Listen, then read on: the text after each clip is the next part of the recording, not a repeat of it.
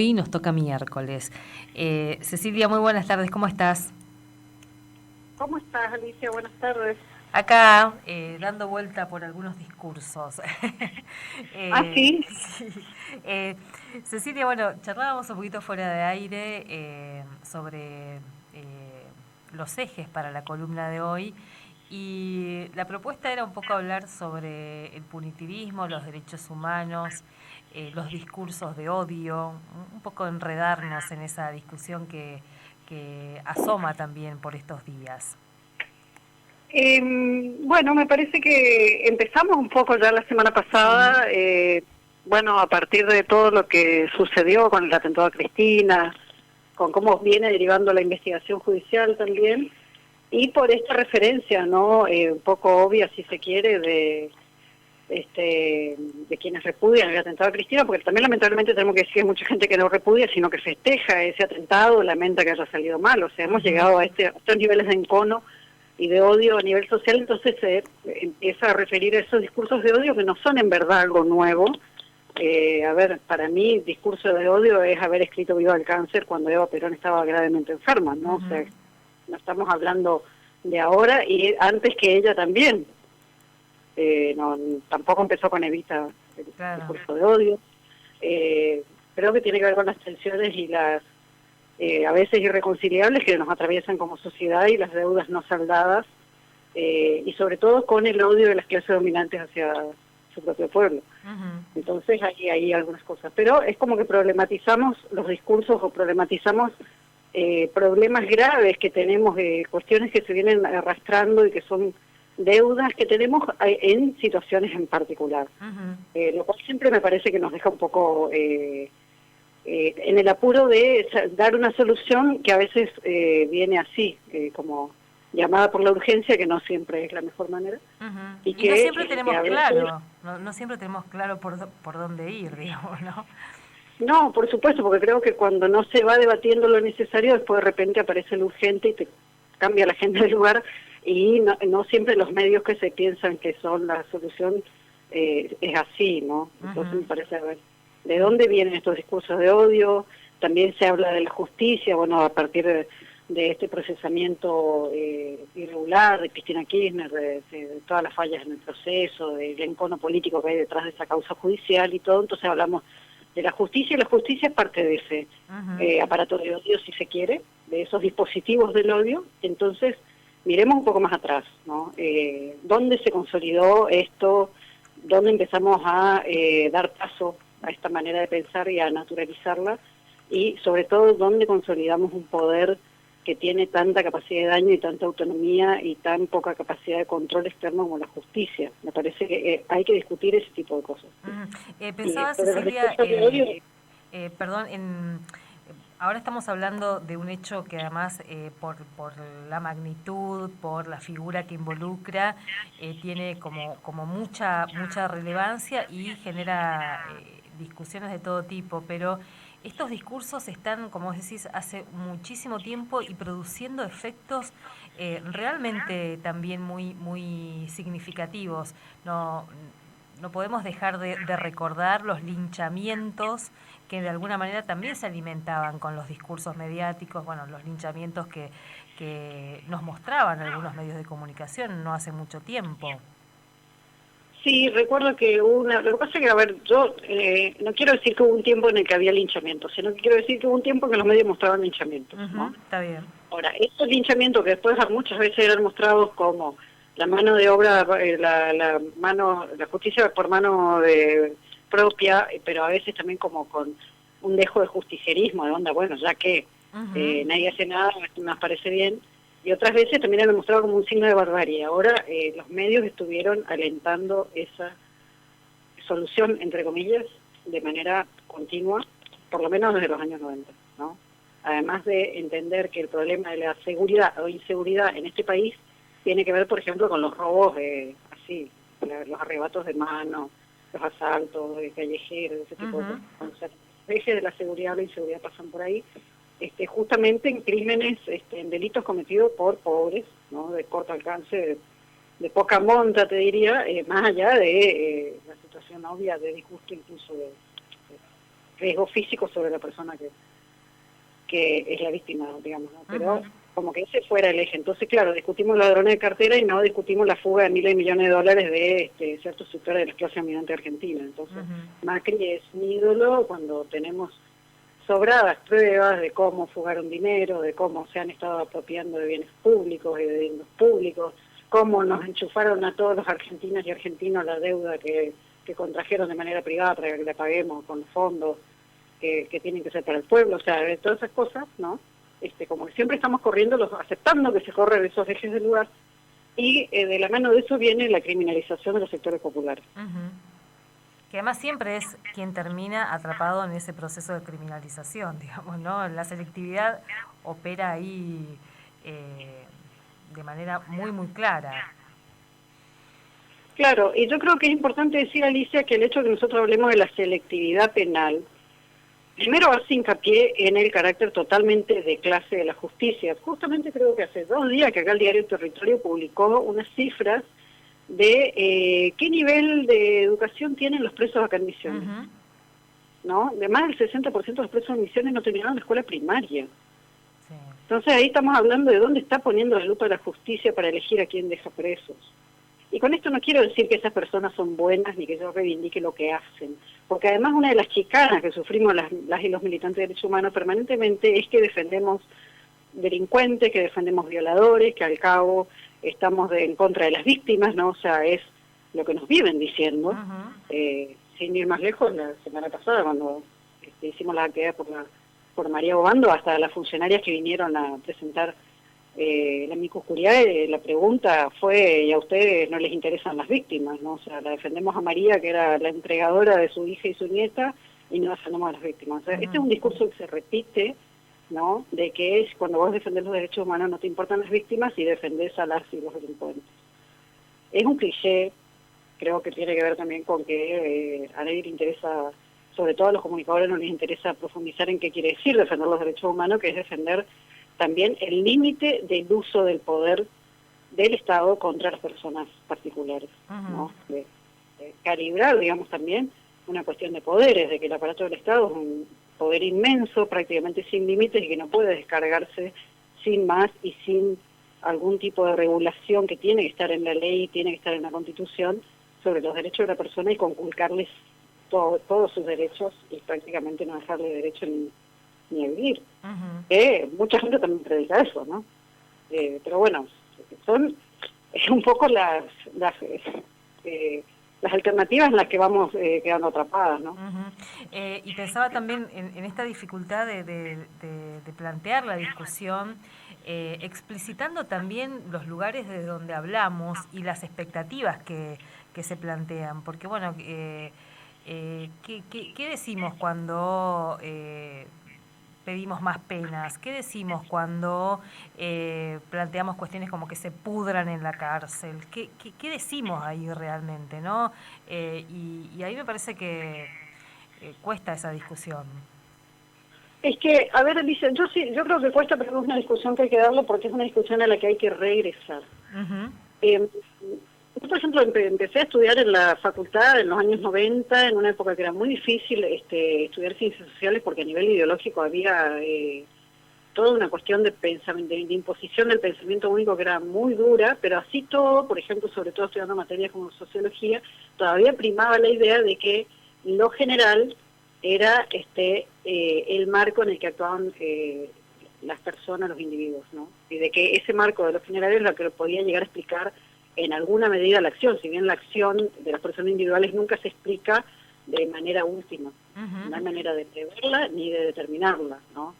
Después, con el paso del tiempo y también como parte de estas avanzadas ideológicas del liberalismo, se entró a pensar cada vez de manera predominante al revés y empezaron en la misma academia a primar las teorías de los comportamientos individuales. Cuando esas teorías de los comportamientos individuales no pueden explicar de ninguna manera los resultados generales. Y esa es la gran debilidad metodológica que tienen esas teorías, que son un producto del liberalismo, ¿no? ¿Por qué es el liberalismo llevado a la teoría social? Y en la teoría penal aparece, ¿no?, esta teoría de la tolerancia cero, que en definitiva es, primero, una intolerancia selectiva hacia los delitos que cometen los pobres, que son los que van a terminar en la cárcel, pero además también es la desresponsabilización del Estado en cuanto a las condiciones en las que termina generando sociedades en las que hay delitos, y cargarle la culpa exclusivamente a personas particulares, individuales, a las cuales se las culpa por su accionar, y no se atiende cuáles son las condiciones de su vida y de su propia acción, ¿no? Es muy fácil, la persona, y además dentro de eso hay teorías que hablan como de que la persona nace así, ¿no? Sí. Es como un gran retroceso en los términos hasta de la cientificidad de las teorías que sustentan las teorías penales. Y esa teoría de la tolerancia cero, que llegó acá de la mano de algunos referentes políticos, y que después se fue colando en toda la clase política, que iban a hacer cursos allá a Nueva York, que después iban a hacer cursos a Colombia, que empezaron a mandar no solamente a la policía, sino también a los agentes fiscales, a los agentes del Poder Judicial, a embeberse en esta teoría. A periodistas también, hay que decir. Sí, empiezan, ¿no?, a formarse, entre comillas, en eso, porque digo entre comillas porque esa teoría no tiene el más mínimo sustento científico, ¿no? Y ha pasado a ser un poco un pensamiento como una especie de sentido común, sobre todo en las instituciones que están a cargo de estas áreas como lo policial, lo judicial, bueno, todo lo que es el poder político del Estado.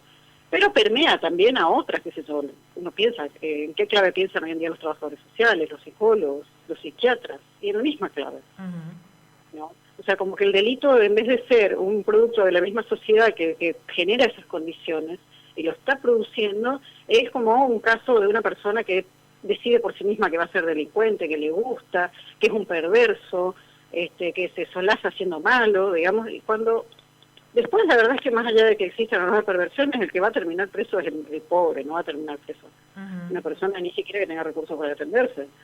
Y creo que esa teoría, entre comillas, ha permeado profundamente la manera de pensar en las clases populares, y que las organizaciones sociales y políticas tienen también la responsabilidad de no haber visto la dimensión del cambio que venía de la mano de eso, y de no haberse formado, ¿no?, para enfrentar eso que tiene consecuencias muy largas al interior de las organizaciones populares. Hoy en día, con preguntarle a cualquier referente de organización a ver cuántos de sus compañeros están criminalizados, muchas veces ni siquiera lo saben, porque no están viendo que eso es un problema.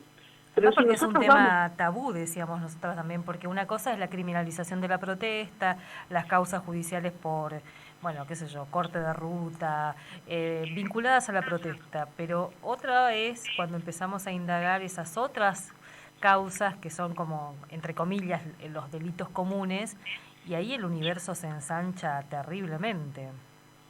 Claro, pero además, Alicia, se ensancha con un poder judicial que tiene una mirada totalmente sesgada y estigmatizante hacia los pobres, y además ya no podemos hablar con tanta claridad de que la criminalización de la pobreza no es lo mismo que la criminalización de la protesta, porque tiene consecuencias. A ver, hoy en día yo tengo una organización tal, junto a mi vecino quiero salir a protestar. La mitad de ellos tienen causas penales por las cosas más diversas, de las cuales puede haber desde delitos contra la propiedad, amenazas, qué sé yo, cuestiones de convivencia con su vecino, lo que sea, pero todo el mundo tiene contravenciones, bueno, muchísimas contravenciones. Entonces esa gente ni siquiera puede ir a protestar, porque una causa más celebrable puede implicar que quedan presos, o sea, están todos atrapados en la telaraña del sistema judicial penal. ¿No? Más allá de que uno diga, bueno, eso son cosas como de su vida privada, no tiene que ver con la vida que hace acá en la organización, y lo que pasa es que la gente no se parte en dos, en tres, la gente es una sola, las personas somos invisibles, y eso es un tema.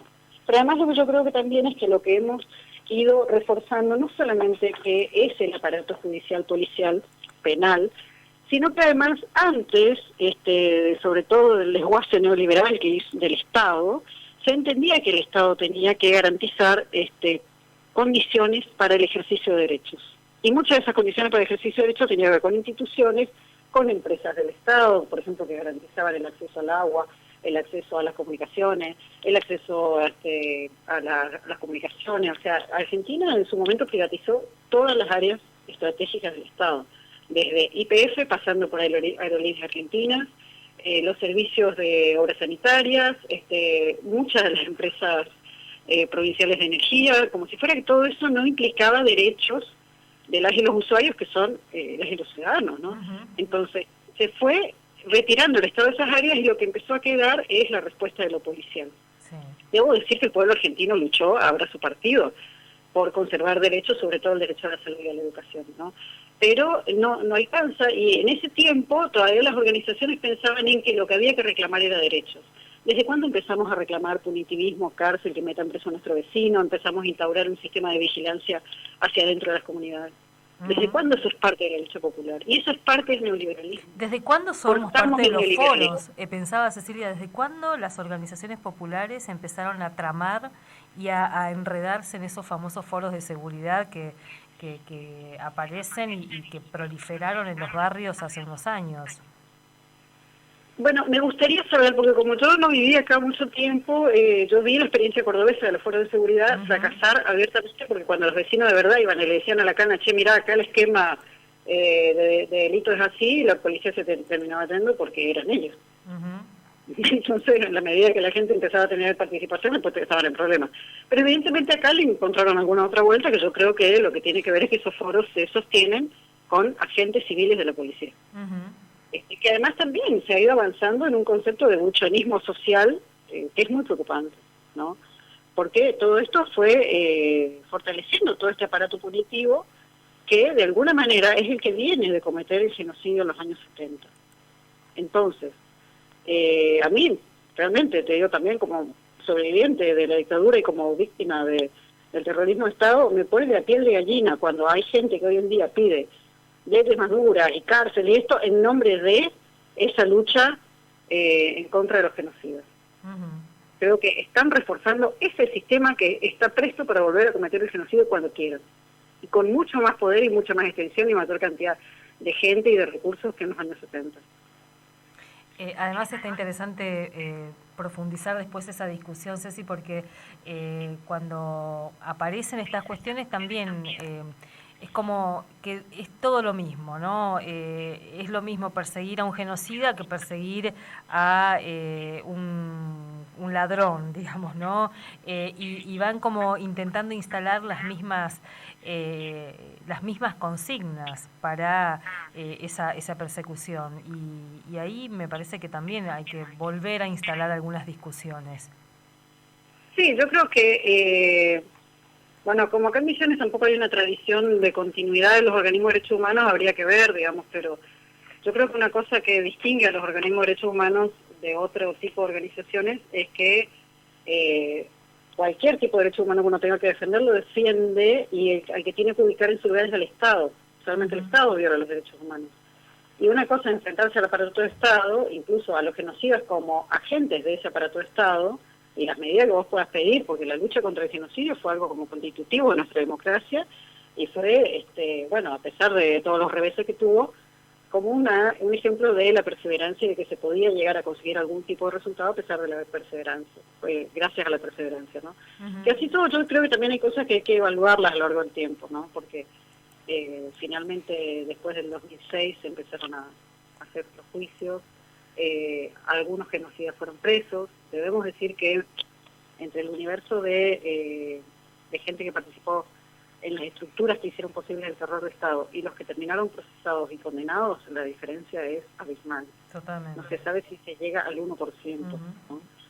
Pero más allá de eso, yo creo que también hay una cosa de la que hay que dar cuenta, y es que la cárcel a los genocidas, incluso las perpetuas, las condenas sumadas que le dieron algunos de esos genocidas, no contribuyeron absolutamente nada en avanzar en cuanto a la verdad y al establecimiento de a echar luz sobre el destino de los desaparecidos, ¿no? O sea, ellos tienen un pacto de silencio que no lo han roto.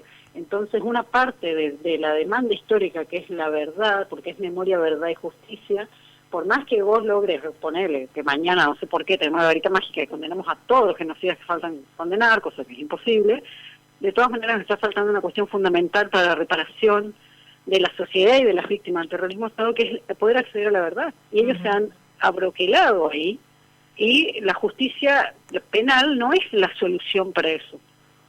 No vamos a romper ese pacto de silencio condenando más, ni condenando a más años, ni acumulándoles perpetuas. Llegamos a un cuello de botella que ya no tiene salida por el lado de lo penal, porque tampoco el Estado ha demostrado los gobiernos sucesivos no han demostrado demasiada voluntad de abrir montones de archivos que hay en función de saber qué fue lo que pasó. Ceci, dejamos acá la charla para profundizarlo la semana que viene. En un ratito vamos a sumar a esta discusión que venimos dando hoy a Claudia Cesaroni para hablar de otro tema que es re polémico también y que nos pone ahí en el centro de la polémica, que es la presencia de Fabián Tablado, esta persona que estuvo detenida, condenada por el femicidio de su novia, un hecho ocurrido en en el 96. Un hecho brutal y que, bueno, fue condenado a más de 20 años, 24 años de prisión, cumplió la condena y está en libertad, y ahora la pregunta es, bueno, ¿qué, qué hace o qué se hace? Porque un poco por ahí pasa la discusión que se está dando, ¿qué se hace con alguien como él? Así que, bueno, te invito para que la escuchemos a Claudia en un ratito, ¿te parece? Dale, bueno, sí me voy a poder escuchar después porque estoy sin conexión, Alicia, Ah, pero bueno. bueno, sí, Bueno, es importante escuchar, me pero también me parece comprometo a subir el importante, audio. dale. Dale. A mí una cosa que me parece de siempre, digamos, es que las políticas no se discuten en base a hechos puntuales ni a hechos particulares, porque cuando uno dicta política es para lo colectivo, ¿no? Entonces, tomar ciertos casos, sobre todo cuando son monstruosos, distorsiona totalmente eso. Pero bueno, hay que abordarlas. Ceci, muchas gracias. Igualmente, hasta pronto. Hasta luego. Cecilia Rodríguez en la columna de